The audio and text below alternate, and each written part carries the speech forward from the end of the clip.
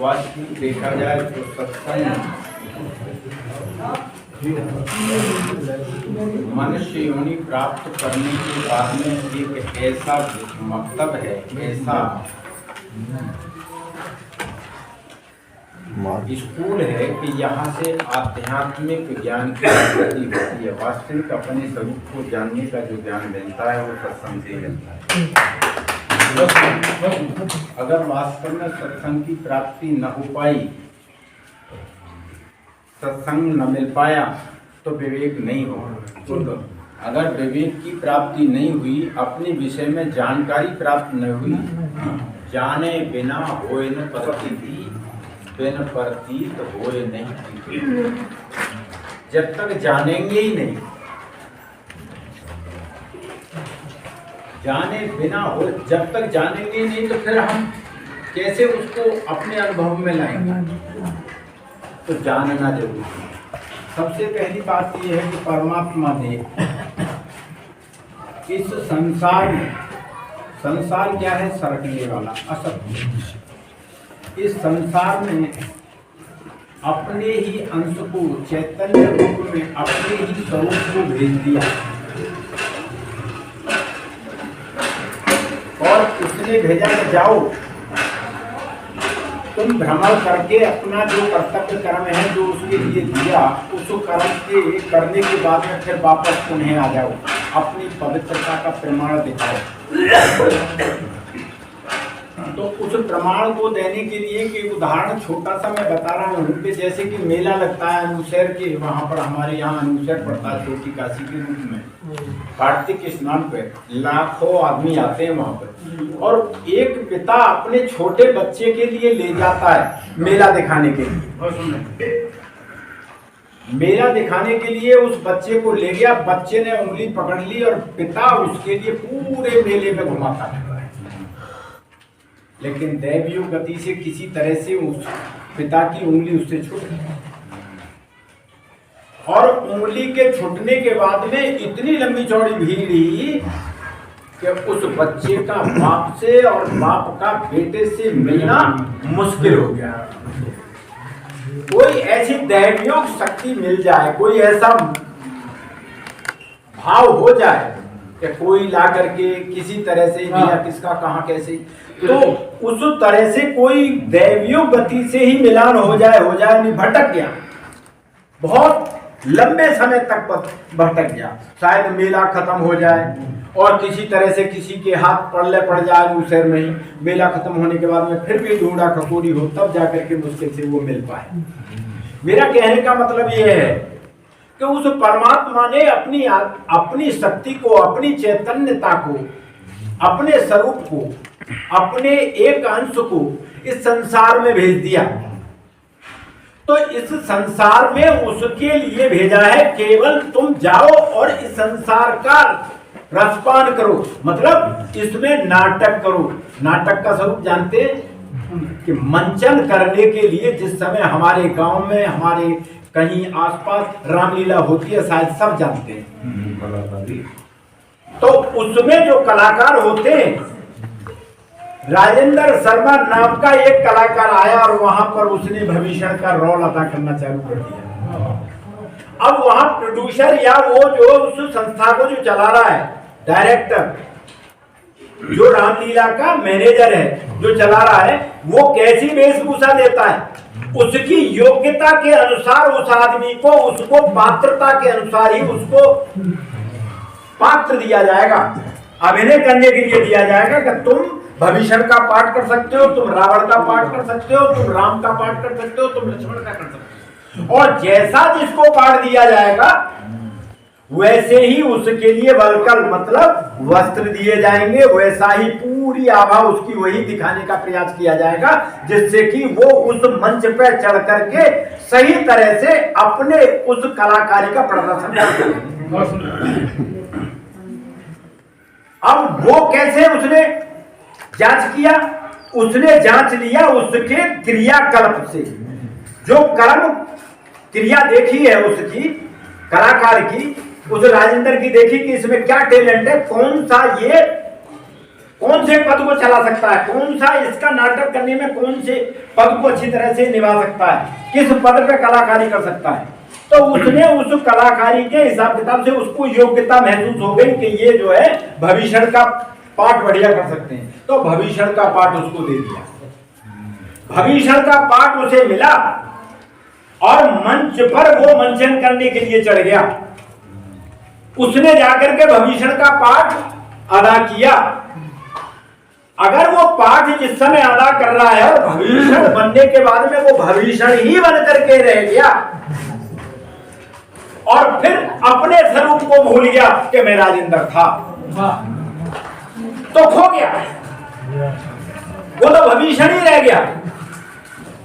लेकिन वास्तविक क्या है, जिस समय वो नाटक खत्म होता है तो नाटक खत्म होने के बाद में उसे अपने उस स्वरूप में आना पड़ता है जो उनका स्वरूप था। वो राजेंद्र शर्मा ही बनेगा और वहां जाकर के अपनी दैनिक क्रिया करता है। ठीक उसी तरह से इस परमात्मा ने इस संसार के मंच पर मंचन करने के लिए हम सबको भेजा है और मंचन करने का जो अधिकार मिला है हमारे उन कर्मों के आधार से मिला है। जैसा हमारे कर्मों का विधान है उसने नियत किया है, उसने निर्धारित कर दिया कि तुम इस मंच पर मंचन कर सकते हो, उसी तरह का उसके लिए पाठ मिला है। कोई मुख्यमंत्री का पाठ कर रहा है, कोई मंत्री का पाठ कर रहा है, कोई भिखारी का पाठ कर रहा है, कोई किसान का पाठ कर रहा है, कोई प्रवक्ता का पाठ कर रहा है। अपने अपने पाठ को करने का जो उसके लिए मिला है अधिकार, उसके कर्मों के अनुसार मिला है। उसके कर्मों के विधान से जो कर्मों का प्रतिफल है, क्योंकि कर्म करने का अधिकार तो स्वतंत्र है लेकिन उसका फल स्वतंत्र नहीं है। उस फल को देने का काम उस परमात्मा का है, उस प्रोड्यूसर का है। उसने अधिकार दिया है हमारे लिए कि कर्म करके आओ। तो इस संसार रूपी मंच पर आकर के जो मंचन कर रहे हैं, लेकिन इसमें रमण नहीं कर रहे हैं, संसार में रमण करने की प्रवृत्ति नहीं है। इससे हट करके इस मंचन करने के बाद में वास्तविक अपने स्वरूप का भी ज्ञान है उसे, इसको करते हुए भी अपने स्वरूप का ज्ञान है। जो कर्तव्य है उसका, जो अपना फाइनल कर्तव्य है उसको कर रहा है, वो आत्मा वास्तविकी इस जन्म और मरण के चक्र में नहीं पड़ती, किसी भी योनि में नहीं जाती। वो आत्मा फिर पुनः परमात्मा के अंदर विलीन हो जाती है। और जो आत्मा इस पर मंचन करने के बाद में उसकी 3 श्रेणी होती है। एक तो टॉप मोस्ट कलाकार बन जाता है, एक मध्यम श्रेणी का बनता है और एक बहुत ही गलत घटिया काम किया है। आध्यात्मिक वे में कह देते हैं, एक सतोगुण भाव में कर्म करता है, एक रजोगुण रजस भाव में करता है और एक तमस भाव में करता है। जिस तरह से 3 गुणों के अनुरूप जो आत्मा कर्म करती है उसके अनुसार ही उसको वैसा ही पात्रता का मामला मिलता है, उसको वैसा ही जीवन मिलता है। तमोगुण प्रधान भाव से कर्म किया हुआ तिर्यक योनि में जाता है, रजोगुण के अनुरूप कर्म करने वाला मनुष्य योनि में बना रहता है या अधोगति को भी प्राप्त होता है। निम्न कर्म कर दिए जाते हैं। सतोगुण और रजोगुण प्रधान कर्म करता है तो मनुष्य योनि को प्राप्त करता है।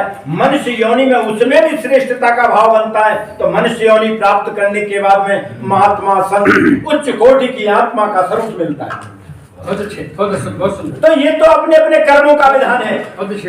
निज कृत कर्म भोग सब भ्राता, को नहीं सुख दुख को दाता। कोई किसी के सुख और दुख का दाता नहीं है, केवल वो प्रेरक के रूप में भेज देता, दंड देने के लिए भेज दे या उसको बचाने के लिए भेज दे। जैसा कर्म उसका है वैसा ही वो विधान बना देता है। उसकी वो अपनी लीला है, क्योंकि उसे लीलाधारी भी कहते हैं। गीता के अंदर एक श्लोक आया 15वें अध्याय में, ममई वांसो जीव लोके जीव भूत सनातना मने षष्ठ षष्ठेन्द्रियाणि कृष्यति।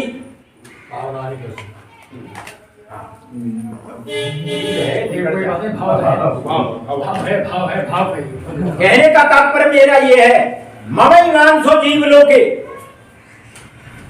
इस संसार में आता है यदि इस जीवलोक में आता है, आत्मा आती है, तो वो जीव भाव से प्रेरित हो जाता है।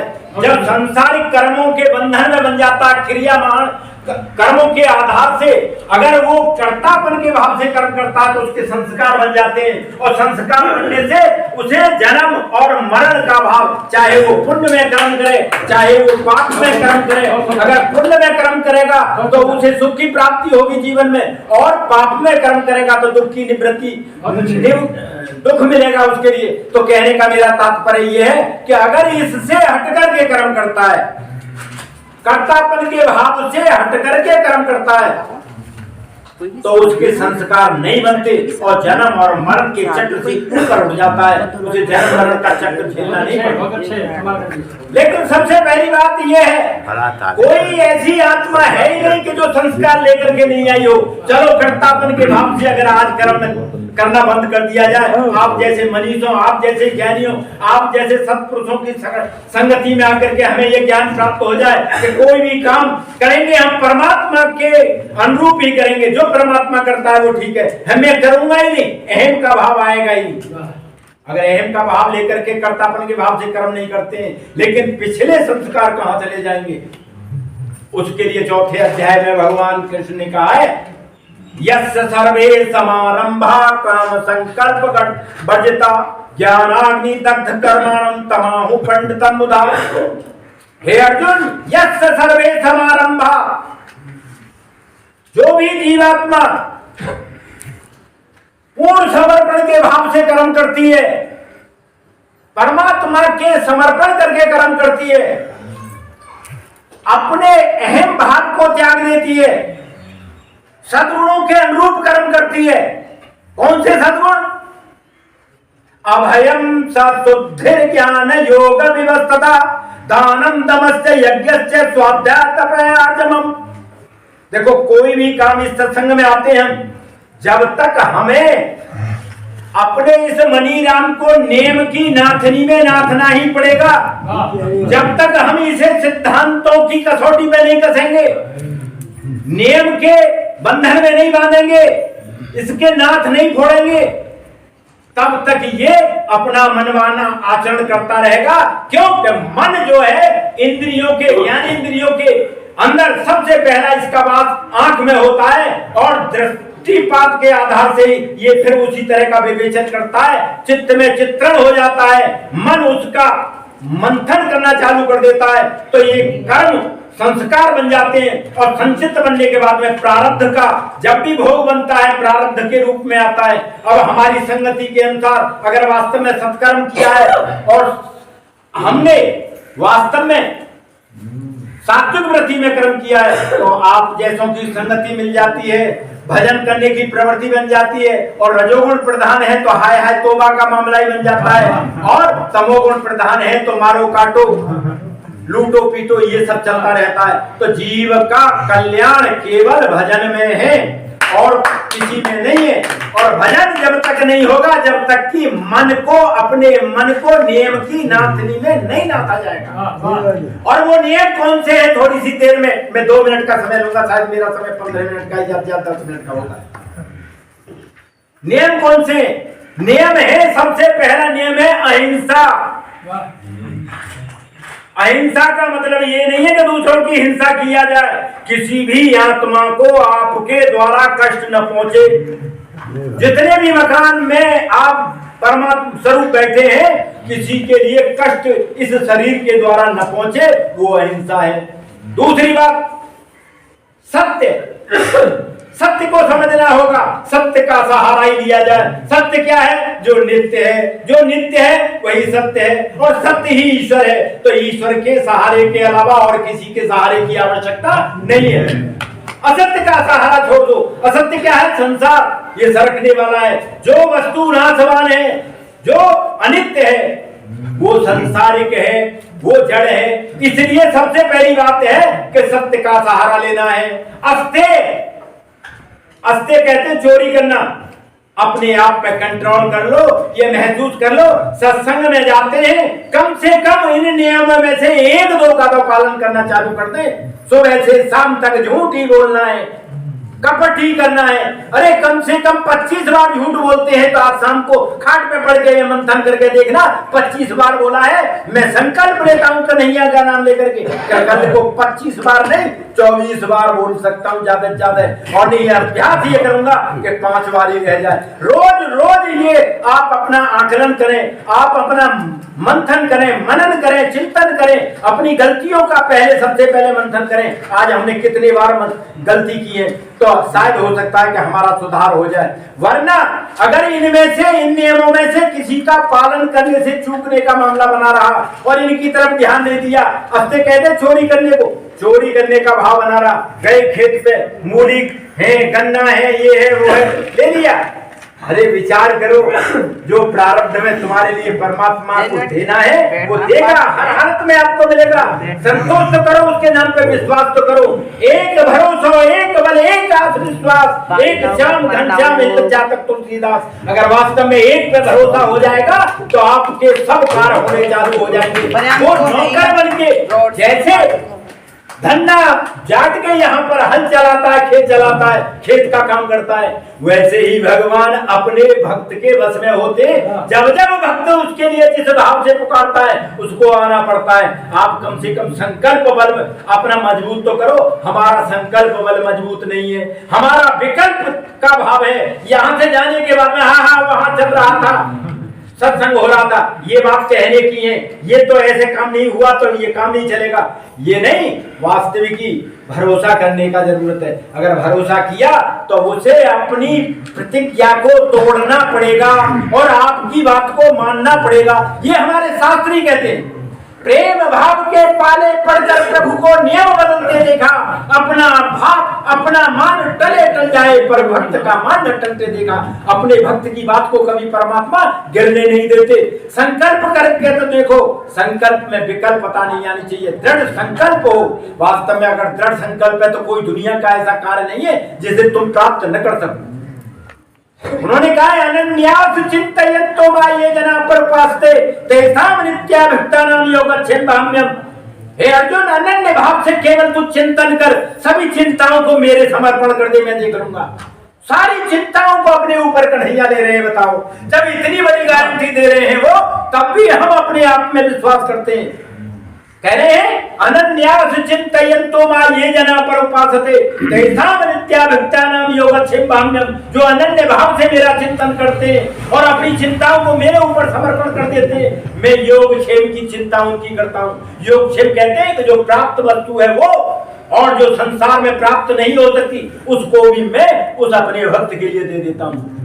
तो कितने दयालु के जो संसार में भी नहीं मिलती वो भी भक्त के लिए देने के लिए तैयार है वो, और इस संसार की हर वस्तु को भक्त प्राप्त कर सकता है। तो कहने का तात्पर्य मेरा है कि केवल चिंतन, केवल चिंतन, चिंतन का मतलब भजन। बगैर भजन के प्रक्रिया बढ़िया नहीं बन सकती, कल्याण नहीं हो सकता। बार बार हमारे सब मनीषी मुझ जैसे कम बुद्धि वालों के लिए यही चेतना देते कि किसी भी तरह से करो, भजन करो, भजन करो। भजन के बगैर ये मनुष्य योनि सार्थक नहीं बन सकती, जन्म मरण के चक्र से छुटकारा नहीं मिल सकता। राकापत सोडस वही तारागण समुदाय सकल गिरन दबलाइए तब दिन रात न जाए। राकापत कहते हैं चंद्रमा 16 कला से भी अवतरित हो जाए और सारे तारे इकट्ठे होकर के रोशनी करना चालू कर दे, सभी पर्वतों पे आग लगा दी जाए, तब भी बगैर रवि के रात्रि विदा नहीं हो सकती। ऐसे ही हर दिन भजन खगेसा मिटे न जीवन केर कलेसा। ऐसे ही बगैर भजन के ये जन्म मरण के चक्कर से छुटकारा नहीं मिल सकता। बस मैं इतना ही बात कहना चाहता हूँ, केवल भजन करो और मनीषियों की संगति करो और उनके बताए हुए रास्ते पर चलो। तो जब मुझ जैसे दुर्बुद्धि जो है ये काल बात सीख सकते हैं, तो आप तो विवेकी हैं, आप तो मोक्षी हैं, आप क्यों नहीं चल सकते? इस मन को रोक लीजिए, इस मन रूपी प्रेत को अपने काबू में करने का प्रयास करिए। ऐसा मामला नहीं है कि ये नहीं हो सकता है। इस मनी राम को नाक में नथनी जैसे डालने हैं बछड़ा की, तभी रुक गए वो। ऐसे ही इस मनी राम को भी रोकने का प्रयास करो, और जब ये मनी राम रुक जाएगा ना तो भजन भी हो जाएगा। बोलो वृंदावन बिहारी लाल की जय।